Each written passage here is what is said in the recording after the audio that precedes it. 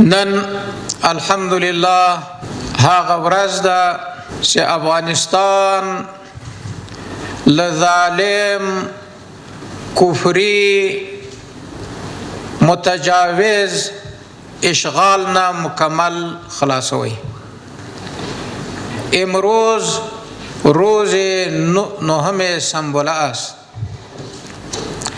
این در تاریخ افغانستان آن روز است که ان شاء الله تعالی تا روز قیامت تاریخ ملت مجاهد پرور افغانستان، شهید پرور افغانستان ثبت خواهد بود او ثبت ده ان شاء الله.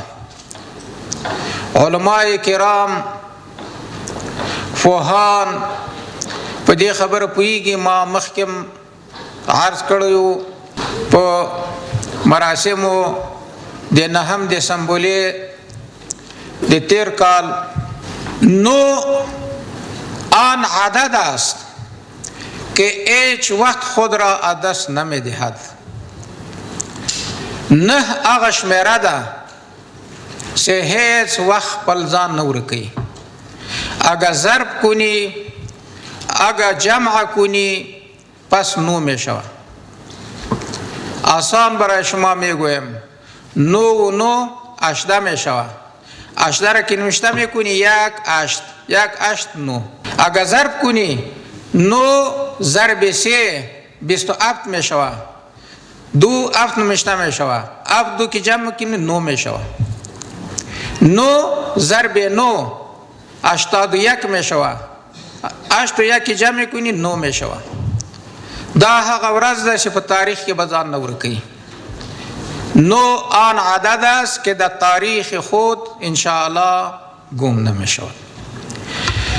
د الله جل وعلا شکر وباسو چې په دې ورځ باندې په قربانیو د دې ملت، به شهادت‌های این ملت، به استشهادهای این ملت خداوند متعال به ما شما این آزادی را داد که امروز الحمدلله امام شافعی رحمت الله علیه می گوید و اگر در سر زمین عالم ولی الله نباشد، باز در سر زمین دیگه ولی نیست.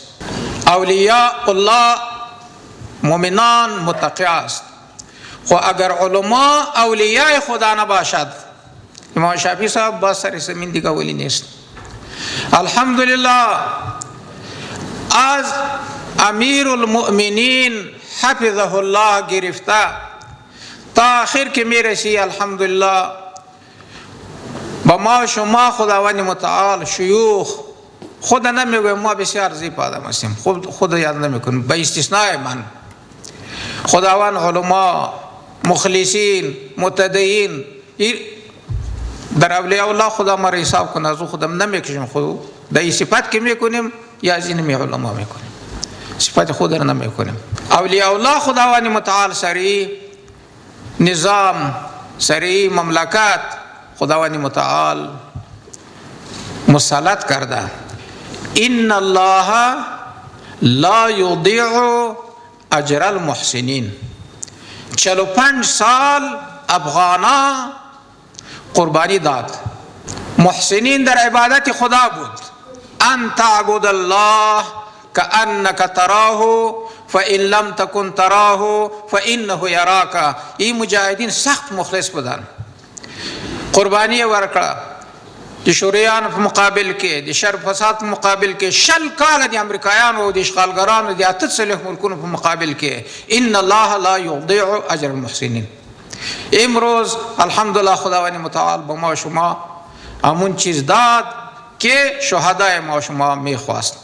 دای غوښتل چې په دې ملک نظام اسلامی، په نظام اسلامی باندې د دین علما پوهیږي چې کوم نظام اسلامی نظام د موږ نظام پاکي، له رشوت نه، له فساد نه، له بېځایه واسطې نه او له ترجیح هغه کسانو ته چې هغه لایق د ترجیح نه هغو ته ترجیح ورکول. شفافیت په نظام کې، عدالت په نظام کې، تقوا په نظام کې، امانت په نظام کې. دا افغانانو غوښتل. الحمدلله اوس اسلامي نظام الله جل وعلا افغانانو ته ورکړ. نه هم دې سمبولې، نه تنها د افغانستان مجاهد ملت ته بلکې عالم اسلام ته مبارکي وایو. تاسو یې نه چې په دنیا کې انقلابات اوس روان دي. افریقا کې تاسو وګورئ یو ورځ پس یو انقلاب راځي. یو روحیه مظلومو ملتونو ته پیدا شوه چې د ظالم په مقابل کې څوک ودرېږي، الله جل وعلا یې کامیابوي. د دې باید موږ تاسو شکر وباسو. له امیرالمؤمنین صاحب نه نیولې تر آخر کاسه پورې په دې نظام کې کار کوي. شکر یې باید ما برای الله جل وعلا بکشم. شاکرین باید باشن. لازیدنکم والله لازیدنکم. خدا قسم میکنه. علما میفهمه یه لام برای قسم است، متعت القسم برش گفته میشه. والله یا و نفسی، خداوند میگه به ذات خود قسم میکنیم که به شما این انعامات را اضافه میکنیم. یا لماسه کردیم دلار در مقابل افغانی به 74 ریال پایین آمد. هیچی است؟ امانتداری است، شفافیت است، عدالت است، اخلاص است، تقوا است از اینمی علماء کرام و مسئولین. تبلیغات شوم دشمن په مقابل د اسلام کې، په مقابل د الله کې تبلیغات سوي دي، په مقابل د رسول الله کې سوي دي صلی الله علیه وسلم، در مقابل صحابه. هر وخت کافران حمله په هغه ځای کوي چې په هغه کې اساس د دین وي. د اسلام دښمنان غواړي چې جرړې ختم کړي. په صحابه کې خبرې کوي، ځکه صحابه علیه بالله چې بې اعتماد شول، دین ټول بې اعتماد شول. زیرا کې دین به ما شما بایسته صحابه میرسه. صحابه کې بې اعتماد شو، دین ما شما بې اعتماد میشوه. په صحابه گپ میزنه دشمنای اسلام. به رسول الله صاحب صلی الله علیه وسلم تهمتا را بسته میکنه که ساحر بود و جادوگر بود و فلان بود، دیوانه بود و چی بود چی بود. العیاذ بالله. پیغمبر خدا که به اعتماد شود، اسلام به اعتماد خلاص شد. پس از او مقام علماء است. علماء را توهین میکنه. رسول کریم صلی الله علیه و سلم میگه ما برای شما حدیث گفتیم، حدیث قدسی است، از امام بخاری رحمت الله در کتاب خود آورده. من عادی لی ولیا، کسی که دشمنی میکند امرای دوست من، امرای ولی من، خدا میگوید فقط آذنته بالحرب، در مقابل او اعلان جنگ میکنیم. ما برای گفتیم که اولیاء کی است؟ الذين آمنوا وكانوا يتقون. اولیاء تعریفش خدا میکنه. اولیاء څوک دی؟ آمنو چې ایمان لري، وکانو یتقون از خدا میترسه. هر کس که از کل مؤمنان که از خدا میترسه یا اولیاء الله است. امام شافعی صاحب وایي چې که په ځمکه د سر باندې عالم دین ولی نشي با عمله، نو په سر د ځمکې بیا نو ولی نشته. الحمدلله په افغانستان کې سود بند شوی چې نن په دغه حالت کې دنیا کوشش کوي چې موږ په حصار کې راولي. دنیا کوشش کوي چې رسمیت نه وي. دنیا په دې کې کنن رسمیت د افغانستان وي، تاسو به ګورئ چې افغاني به $100 راکوزیږي. دوی ته بل څه ورپاتې نه دي. یا که نوی چیز است که چرا نمیکنی؟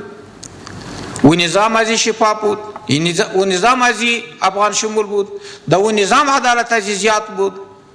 هر هغه شی چې دوی په شعارونو کې یې مواد مخدر بندو، 4 میلیونه ځوانان سپینګیري حتی زنانه او ماشومان دې موږ راته معتاد کړل. فساد اوج ته ورساو. جنگونه په هر ولسوالۍ کې د یک روز از 100 گرفته تا 500 جوانای ما شما شهید و کشته میشد.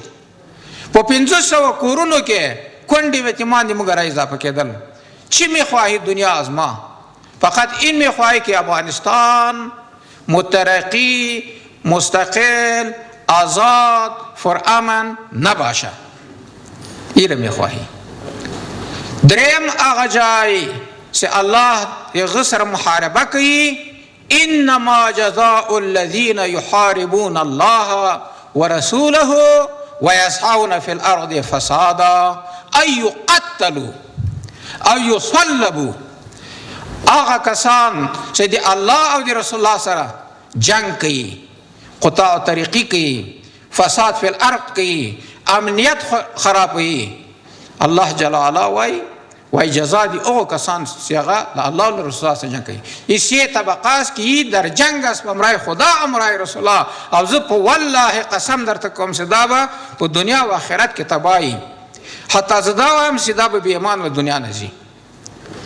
خپل ځان نه وایم، ځکه چې څوک د الله او رسول الله سره جنگ کوي، څوک د یو اسلامي نظام سره جنگ کوي، څوک د یو 40 میلیون امنیت خرابوي، څوک د دنیا ذهن خرابوي په مقابل د مسلمانانو کې، د ما یقین ده چې هغه محارب دی الله، یا هغه به الله ایمان خو ډیر لوی یو لوی عطا الهی دغه چیرته بیا ورکوي.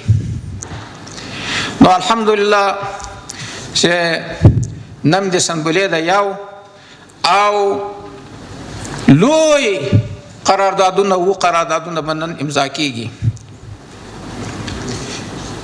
د افغانستان معادن الحمدلله داسې مدیریت سوي دي، دا د موږ تجار صاحبانو ته معلومیږي، دا ډیره ګرانه خبره ده.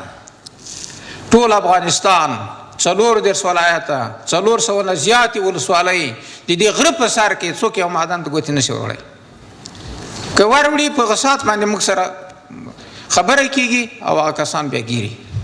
بله ورځ دا د کابل د پروان منځ کې یو غر د غره په سر چې څوک خطا هم نشوي، یو چا څه هغه کړي د سټیم راپور راغی، کسان امرو لګل د کابل رئیس صاحب د ناس کابل رئیس صاحب د پروان رئیس صاحب هیات منیسټری ال ضرور الته شوارغل سنفرایت خو را استل شي پراته یو نیم ټن. نو الحمدلله دا شي کنټرول شوی، یو د رشوت مخنیول شوی، دوا د واسطې مخنیول شوی، درې هیڅ شی بیل عدالت او شفافیت نه په ټول امارات کې او په وزارت معدن کې الحمدلله بل شي نه چلیږي. او هغه ځوانان هغه پوهان چې په لسلو زیات الحمدلله چې په جاپان کې ماستری کړي، په هندوستان کې ماستری کړي، په پاکستان کې ماستری کړي، په ایران کې ماستری کړي، په روسیې کې ماستری کړي دي، دا له موږ سره په وزارت کې الحمدلله کار کوي. 4 غټ معادن دي.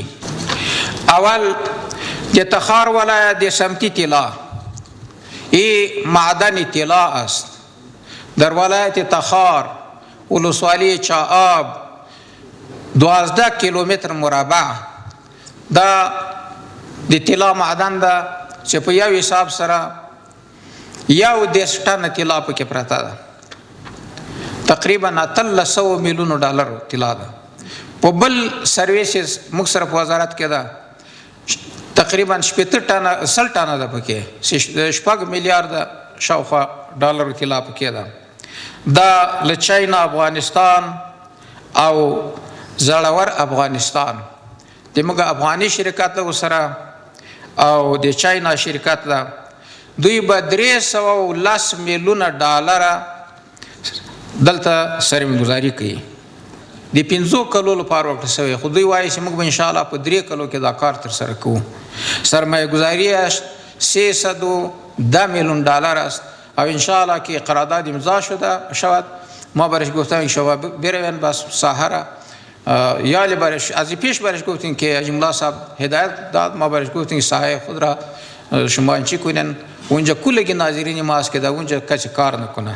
میس عینک دوم ده، یا هغه مشهور میس عینک ده چې هغه 250 کیلومتر مربع چینایانو ته په 2008 کې په قرارداد ورکړل شوی. دا لغنه غیر بل میس عینک ده، دغه سره متصل دا 245 کیلومتر مربع ده، 245 کیلومتر مربع میس عینک دوهم است. دریم غور ولایت د تولک ولسوالی دویم بلاک سربجست دا 200 کیلومتر مربع ده.